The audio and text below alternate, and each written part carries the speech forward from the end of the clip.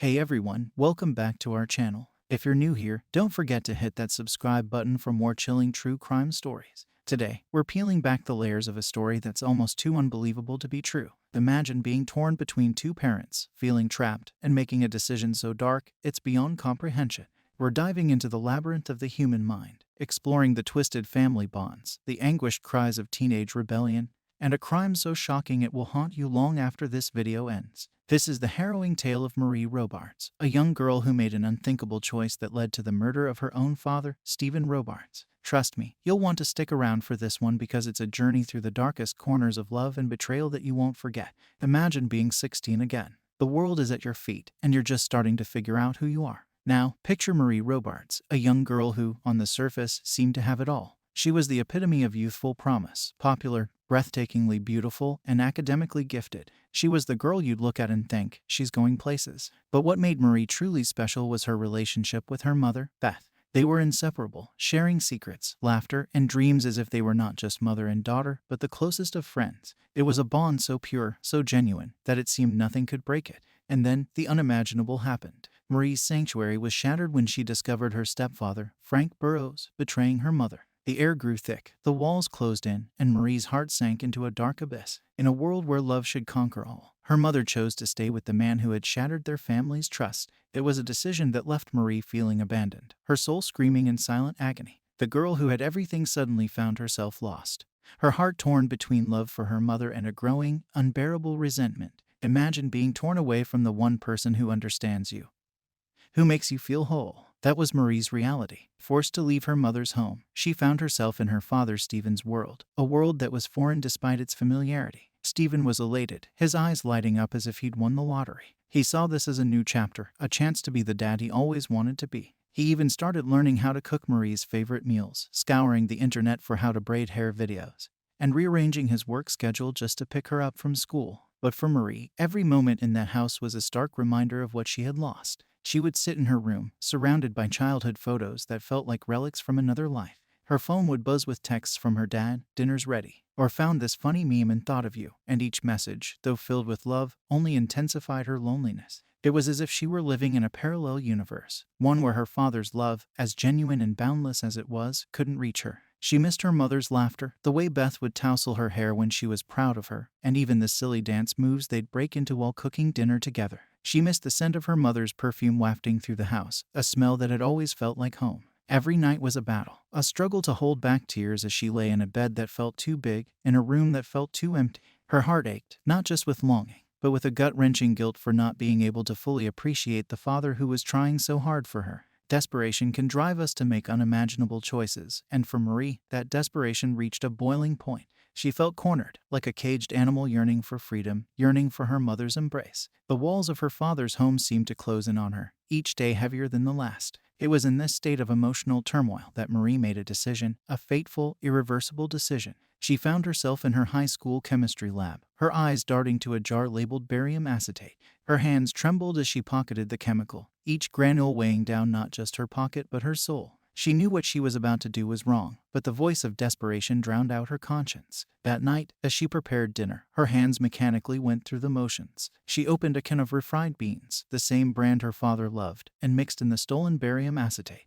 Each stir of the spoon was a swirl of emotions, guilt, fear, but also a twisted sense of hope that maybe, just maybe, this would be her ticket back to her mother. As she sat at the dinner table, her heart pounded in her chest. She was at the edge of an abyss, about to take a step that there was no coming back from.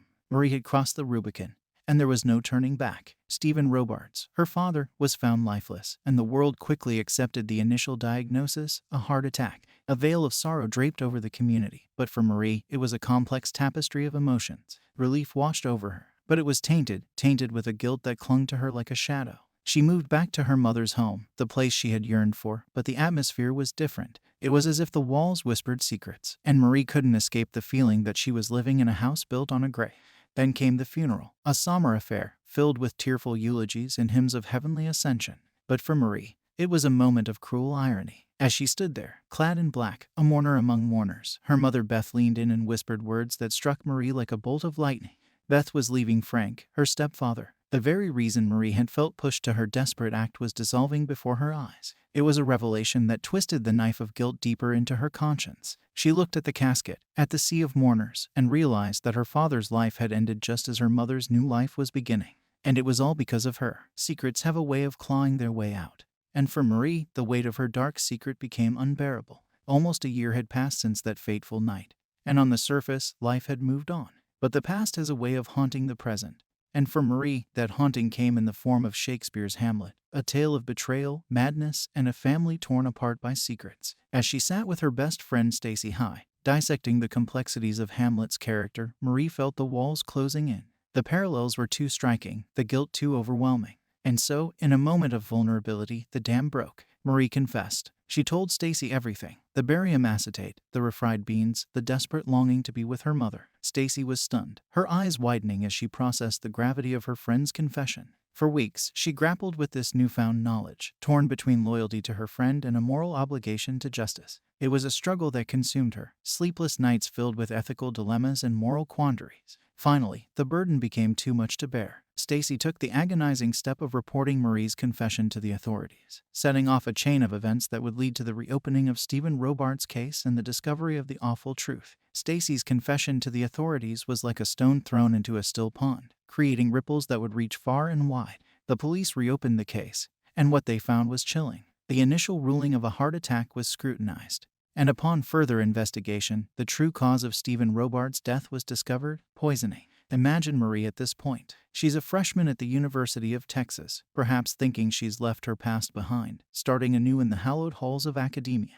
But the past has a way of catching up, and for Marie, it came knocking in the form of police officers and handcuffs. The evidence was irrefutable. The barium acetate she had stolen from her high school chemistry lab was found to be the cause of her father's death. Marie was arrested. Her life as she knew it shattered in an instant. The court proceedings were swift, and the jury had little doubt. In 1995, Marie Robards was convicted of the murder of her father, Stephen Robards, and was sentenced to 27 years in prison. Imagine the atmosphere at the police station when Stacy High walked in. Her face pale, her hands trembling. The weight of her friend's dark secret had become too much to bear. The officers listened, their faces hardening as they realized the gravity of what they were hearing. This wasn't just a teenage drama. This was a matter of life and death, literally. The case was reopened with a sense of urgency that only comes when justice has been delayed. Detectives pored over the old files, their eyes widening as they connected the dots. The so-called heart attack was anything but natural. Advanced toxicology tests were ordered, and the results were as shocking as they were conclusive. Barium acetate, the same chemical Marie had stolen from her high school chemistry lab, was present in Stephen Robards' system. Now picture Marie, a young woman at the threshold of adulthood, walking through the campus of the University of Texas. She's carrying textbooks, maybe even smiling as she chats with new friends, completely unaware that her life is about to be upended. The moment the police arrive, the air grows thick with tension. Her eyes meet those of the officers, and in that instant, she knows her past has caught up with her. Handcuffs are slapped onto her wrists, each click echoing the shattering of her future. She's led away, her eyes scanning the crowd of onlookers, perhaps searching for a familiar face, a glimmer of sympathy, but finding none. The trial was a media circus, each revelation more shocking than the last. The jury didn't deliberate long. In 1995, Marie Robards was convicted for the cold-blooded murder of her own father, sentenced to 27 years behind bars. The gavel's final bang resonated like the closing of a book, the last chapter in a tragic family saga. Fast forward to 2003. The prison gates creak open, and Marie Robards steps out into the sunlight. She's no longer the naive teenager who poisoned her father's dinner. She's a woman in her late 22nd, hardened by a decade behind bars. But what does freedom mean for someone carrying the weight of such a heinous act? The parole board had debated her case intensely. Some saw her as a victim of circumstance, a young girl driven to the edge by a fractured family life. Others saw a cold-blooded killer who had manipulated the system and won. In the end, the decision was made. Marie would be given a second chance at life, albeit under a new identity. Imagine Marie's first moments of freedom. Does she look back at the prison walls, contemplating the gravity of her actions? Or does she look forward, eager to embrace a new life, a new identity, far removed from the girl who committed an unthinkable crime? Her story doesn't end here. It continues to captivate and horrify, even inspiring a 2018 novel by Megan Abbott titled Give Me Your Hand. The book delves into the complexities of female friendships and the dark secrets that can lurk beneath the surface. It's almost as if Marie's story serves as a cautionary tale, a grim reminder of the depths to which human emotions can plunge. As we near the end of this harrowing tale, we're left grappling with unsettling questions that dig deep into the human psyche. What pushes a seemingly normal teenager to commit such an unthinkable act? Was it the unbearable weight of a broken home, the desperate yearning for maternal love, or was there a darker, more insidious force at play within Marie's mind? Psychologists might point to a range of factors: the impact of family dynamics, the pressures of adolescence, or even a potential undiagnosed mental condition. But the truth is, we may never fully understand the labyrinthine complexities of human emotions and motivations that led Marie down this dark path. As we conclude this chilling narrative, we're left with a heavy heart and a mind swirling with unanswered questions. The story of Marie Robards and her father, Stephen, serves as a grim testament to the unpredictable and sometimes horrifying capabilities of human emotions. We'll continue to follow any updates on this story and bring them to you. If this video has gripped you as much as it has us, please hit that like button, share it with those who would find it intriguing, and don't forget to subscribe for more deep dives into the world of true crime.